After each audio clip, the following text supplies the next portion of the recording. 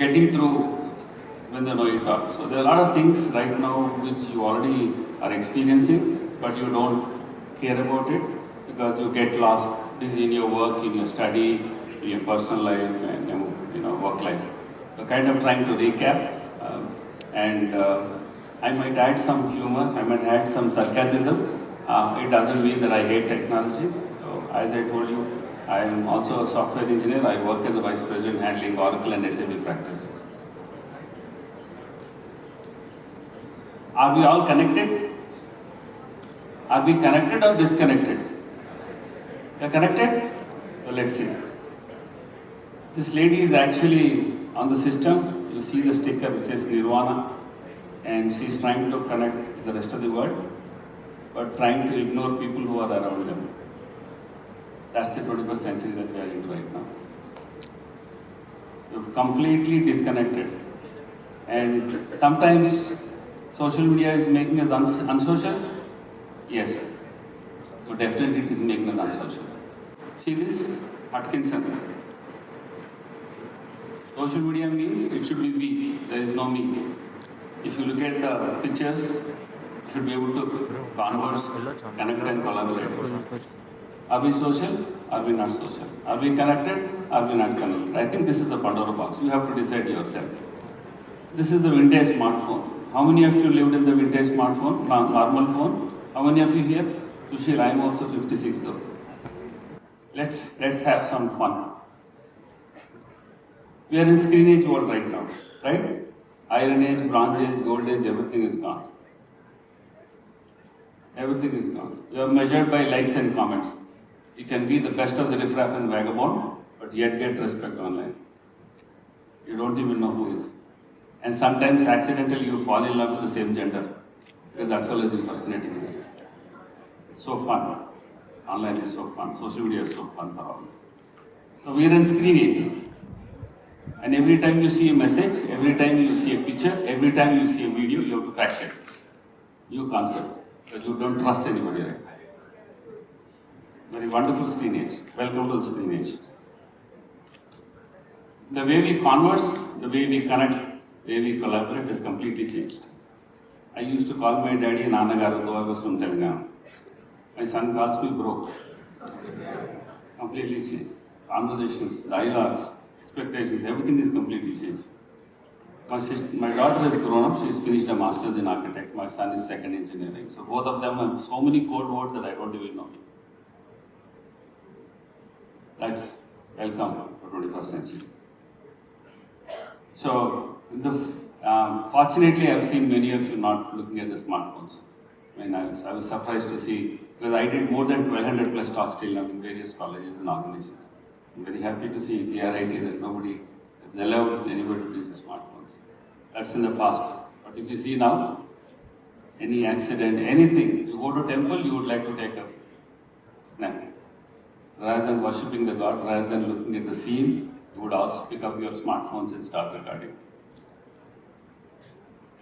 All of you? So this is phone in the past. And there is something, I was from an upper middle class, so I had to afford lightning call, which is 6 times the cost of the trunk call. And it had to come in 2 hours. And we literally had everybody in the house trying to talk to us. Everybody. There is no privacy at that time. We had a telephone book which is published with the address, with longitude and latitude. Now it is private. Everybody wants to not to disclose. The definition is completely changed. Vis-a-vis now my son has got 2 girlfriends. And this is the phone booth. We literally had to go to the phone booth and wait for us. And I lived in an age where the phone booth also didn't have a dial. Vis-a-vis right now, your restroom is your phone booth. In the past, people used to take newspapers at Sutta. Now it's a smartphone that they take inside. So much experiencing that way. The marriage, very, very wonderful marriage. We had so many people sitting around, so much of conversations and so much of dialogue, so much of emotions. Vis-a-vis right now, there are situations in COVID where both the couples were at separate places and they got married. That's the age that we are living in, and that's the power that technology is. So I literally had one of my family members who was in Qatar and the other one in US got married on. Things are changing. Technology has empowered you to do so many things. It's unbelievable. And I'll also tell you something about, very interesting about the past marriage. The moment you try to get married in the past, they used to ask you, will you ever manmodu, will you ever manmararu, Nowadays, the first question is, what's your Instagram ID, what is your FB ID? Parents used to see and get them married. And there's this fellow, I saw my wife. Of course, we were relatives, so I could see her in early. But nowadays, in the past days, they only saw during their marriage. Now, kids see each other before the parents. Worlds have changed because they have Instagram, they have Facebook, they connect, they dialogue, and so much of conversations happen even before the marriage. I'll tell you very funny incidents about what has happened to my marriage, real-time situation. I went here to a village called Tubaka, near Sidhupet. So I finished my engineering, it was June 3rd, my last examination.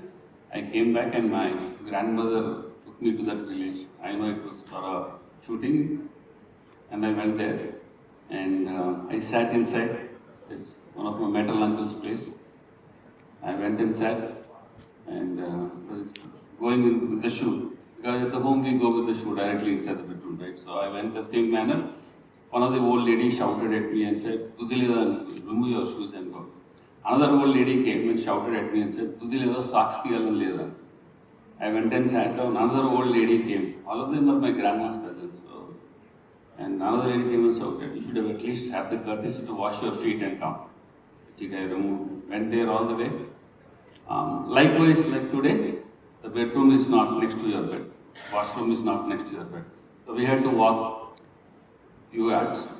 Went there, and I was about to wash the feet, and one other grandma came and she was giving the water to me, as if I cannot take it from the tub. Anyway, so she was washing at me very angrily. I came and sat down. The shooting happened. Match was prefixed. It was decided because they wanted me to go married to US. I knew, and I was like a bakra sitting there. And they said the match is fixed. They decided when I should get married, what I should do in my life. I said it is okay. And suddenly they said there's a huge dining table there, but they asked me to sit down and eat. I sat down. And I was brought up in city, in the urban areas, where we ate more curries than the rice. And when I sat down, the curries were very small utensils they kept. And the rice wasn't huge dish. I somehow managed it. And the match fixing was finished. I went outside. I just crossed the village, Polymer just crossed the village, and there was Manikanta temple. I asked my grandmother, "What is this nonsense?" And the wonderful thing that she shared was that they asked you to remove socks and walk because they then saw the disability of yours. When I said, when I was washing my feet, they looked at how I was actually washing my feet. Am I using more water or less water? So they come to a conclusion that I am a spendthrift or not. When I sat down, they forced me to sit down and eat. That's when they asked me, looked at me and said, "Oh, I am humble enough or not?" Regarding the curries, my grandma said they were looking at whether you are concentrating for others or eating for yourself. So that's the kind of engagement they had during that match, online versus offline. So now current marriages are very, very different. You go to matrimony.com, you put in your profile, your algorithm runs, your machine learning runs, and it will tell you whom to get married. Correct? Definitely. And sometimes both of them go, hate each other, and finally come to know that they are not fit to each other. How many of you saw Mr. Perfect movie here? The same story. Algorithm, machine learning tests, they are the perfect match, they run around, go around, and finally decide they are not perfect. So that's the age that we are living in right now. So the best thing that we should understand is when to disconnect and when to reconnect. So these are some, I don't know if you're not able to see it properly, these are some pictures that I took in 2017 when we started the foundation. That's when we actually showcased it to the members of the parliament 17 people were there, trying to tell them that digital well-being is something is very important. So if you look at this, kids cannot able to hold pencils. Revenge porn is going to school. So this is the kind of expectation and real-time expectations that are happening, and everybody got disappointed. And today's 2024, imagine what kind of nonsense is happening with technology right now. So the world has brought us so many free gifts. So many free gifts. These are all new diseases. Anybody who's taking selfie, too many selfies, could be body dysmorphia. Instant gratification, attention deficit. People have not ready to wait for anything. They want everything to happen, become a millionaire overnight, have an innovation made. Next time, the tea house should grant money and they should have venture capitalists. The third day you become a millionaire. No wait time at all. That's something just so many narcissistic personality behavior. You tend to imagine that you are a James Bond or Amitabh Bachchan, a rice for yourself. In real time, you look like a dark monkey. So many things are happening. These are all free gifts. Voyeurism, addiction, obsessive compulsive disorder, so many things. When my father was watching TV, I never dared to watch TV in front of him. Now, my son comes up, picks up the remote and said, bro, let me watch. Things have changed. Technology has given so much power. And so many things. Quantum ringing tone. Your phone is in the pocket. It doesn't ring, but you feel like it is ringing. You put it like a you get BP and sugar the moment the notification tone comes. Heartbeat बढ़ते रहता है. You want to open it and see. Dr. Google, you go to doctor and doctor, you will tell the doctor how you should get treated. So many things are there. I think in the Facebook depression, you will call your loved ones and say, I posted, please like it. Because unfortunately, you are measured by likes and comments. These are all things, these are some things that are not available on App Store or Play Store. I think you should spend more time here. Spending more time here is very, very important for you. So, people find a restaurant, especially where the Wi-Fi is available. Especially there's a disease called Fabit, where new couples go for a dinner, start taking selfies rather than talking and eating. It's a disease. So many blessings in disguise. And a lot of negativity around. People are learning on somebody's pain and shame. Now it's a new trend. Like is cheaper. Actually, dislike is more costly. How many of you know you can buy likes and dislikes and subscribers? Everybody. Anything that you see online is anything. Okay, somebody knows it. Anything that you see online and offline, you definitely tend not to believe it because you have to do a fact checking. So many blessings in disguises. So what do we need to do? I know that it has brought a lot of things, so many things. There's a great success at my home. My wife is a gazetted officer, but she has got a YouTube called Hyderabadi Ritual, which has got nearly 2 million followers. She's recently started a business called Wholesome India selling groceries. She earns more than an average American earning by spending only 2-3 hours a day. More than 2-3, and she earns more than me actually. Technology has empowered everybody. They should know it in the right spirit that they use. So many things EIA is talking about. When I went to Denmark last 3 days back, be on a digital wellbeing conference, the old beggars' courts were having AI trackers. And the government was so happy talking about, and I said, what the hell is going on? Why don't you give them a home instead of a court? I think perception is completely different. I thought giving a home is better than giving a court. But very interesting thing was that they had AI and everything captured on their courts and their movements, their heart rates, they were properly serving foods for them, free food and all. The government takes care of the food and shelter in Denmark, not like in India.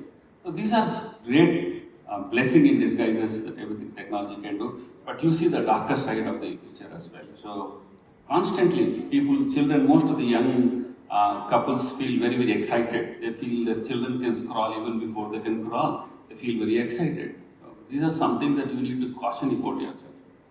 And it's a peer pressure. You try to gift a phone to your kids thinking that, you want to do it. Both of them want to earn. They think that they're paying money and they can earn more money and save them for them. Yeah, I'm done almost. So online and offline are two different things that people have to think about. Both have to get balanced. I've given my spouse as an example. Now to balance them. And this is something like, this is an English marriage. And the first kiss is more important. And if you look at it, more than the kiss, they are concentrating on the selfie. It's the same in Hindu marriage as well. They'll tie the knot once again and for the photographer purpose. So both dimensions are very, very important. You should know which one to look at it. And last but not the least, there's no solution for it. Everybody has a different dimension, thought process. Everybody's waist size is different, their belt foot size could differ, their consumption pattern could be different. But all in one, I would like to say is that read more books than status updates, look into more eyes, hold hands more than devices, and love more than images. Thank you all.